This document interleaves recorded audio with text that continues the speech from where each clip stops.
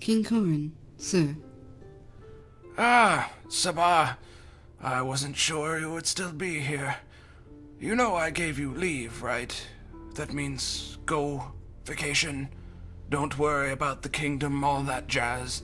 Yes, sir, I'm fully aware of what leave means, but you know as well as I that this might not be the best time to leave the kingdom unattended. Unattended? I find that offensive. Do you know how many generations of the Polaris family presided over the kingdom alone? And how many of those generations were filled with strife? How many of the regions were consistently on the verge of rebellion? That's a fair point. Hadn't considered that. Yup. Your rule has been so beneficial for the country and our relationship with the rest of the world because you broke with tradition and sought the wisdom of others to help rule. You knew something that your ancestors didn't. Thank you, Saba, but I fear my legacy will be the same as my ancestors. Sir? I'm not sure how much longer we can hold the East. Word is that the unrest towards the crown in Emberden grows by the day.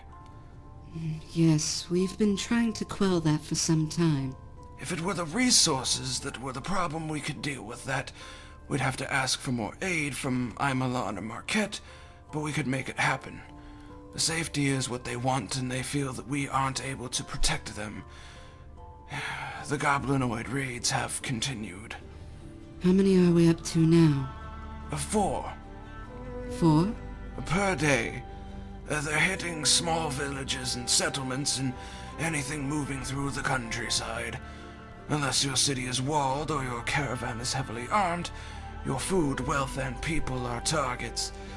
The army is already spread thin, protecting the towns and villages surrounding the capital, and the regarrisoning of Silver Keep hasn't helped either. And then there's Alora. Alora?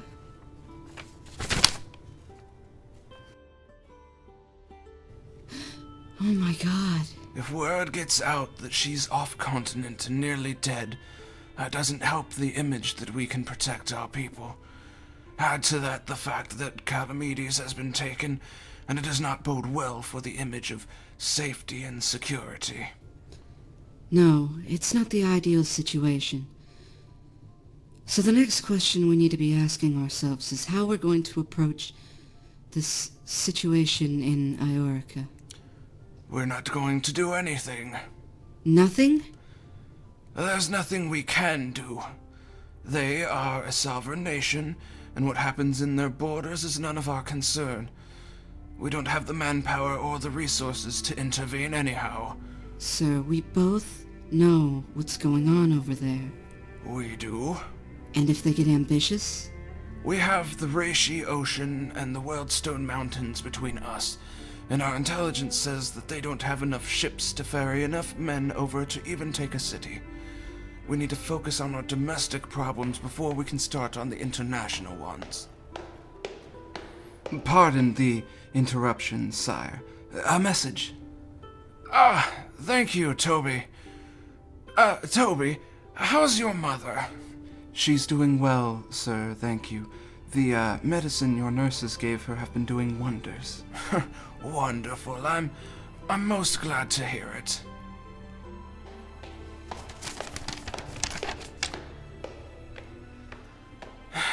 Well, more bad news. More goblinoid raids? Worse. The Kenku are in on it now. But it's not just in the east anymore. It's expanded to the south. Are these coordinated? It would be very surprising. The goblinoid tribes are very mistrusting of one another. So the raids in the east wouldn't be terribly surprising if a powerful hobgoblin was able to take hold of all of the legions. But the Kenku haven't the ability for creativeness, and as last we knew, the Kenku master was killed north of Traith, and his flocks scattered.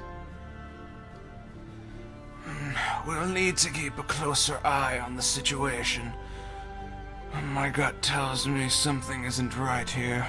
But what are we to do with our army stretched so thin? We might need to seek some unconventional solutions, my friend. Yes. Summon Mr. Rook and his colleague. But, sir, there... I know.